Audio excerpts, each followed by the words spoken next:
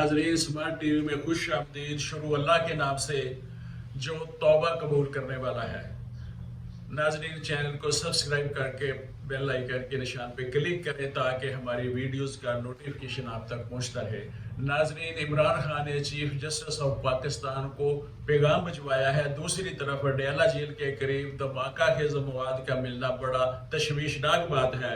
Election की तारीख announce होते ही पहले इर्तहाबी इत्तेहाद का ऐलान भी हो चुका है। इस वक्त तमाम सियासी सरगर्मियां एक ही सियासी जमात के गिर्द घूम रही हैं, बल्कि इस सियासी जमात को फैसिलिटेट किया जा रहा है। पाकिस्तान में मुख्तलिफ हलके अपनी खास अहमियत रखते हैं। अगर यूं कहा जाए कि सियासी खेल इनके इशारों पे खेला जाता है और वो किसी भी सियासी जमात को जो इनके ज़ेरे असर जमातें होती हैं इन्हें जिस पलड़े में चाहे डाल सकते हैं। ये फैसले इन मुख्तदर कुव्वतों ने करना होते हैं कि उन्होंने किस सियासी जमात को कहाँ फिट करना है, किसको किसके पलड़े में डालना है, और वो सियासी जमात बिला चूं चरा किए खुद को उस पलड़े में डाल लेती है। मुख्तदर कुव्वतों की अपनी तरजीहात होती हैं और ये तरजीहात बदलती रहती हैं। पाकिस्तान पीपल्स पार्टी के मुख्तदर हलकों की गुड बुक में थी और आसिफ अली जरदारी मुकम्मल राब्ते में थे और बिलावल भुट्टो को वो अगला वजीर आजम देख रहे थे।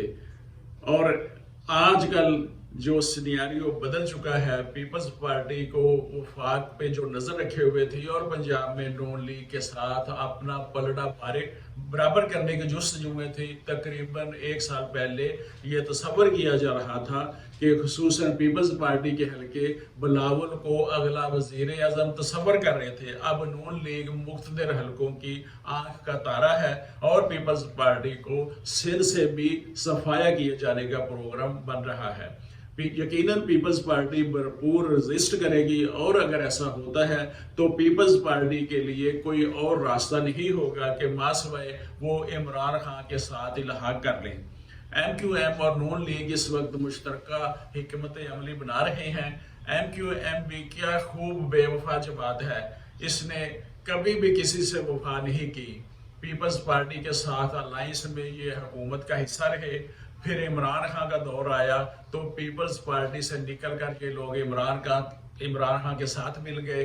फिर इमरान खान पे बुरा वक्त आया तो PDM की हुकूमत बनी तो ये लोग PDM की हुकूमत में शामिल हो गए। अब वो MQM जो है वो पीपल्स पार्टी की बजाय नून लीग से अलायंस किए हुए है।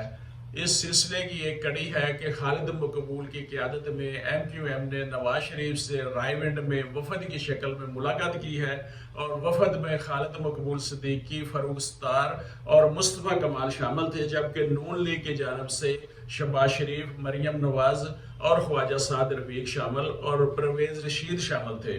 बावसूख ज़राए के मुताबिक आइंदा इलेक्शन के लिए आपस के इत्तेहाद और सियासी सूरत हाल पे गुफ्तगू की गई, जो 1 घंटे से ज़ायद अरसा पे मुहित रही।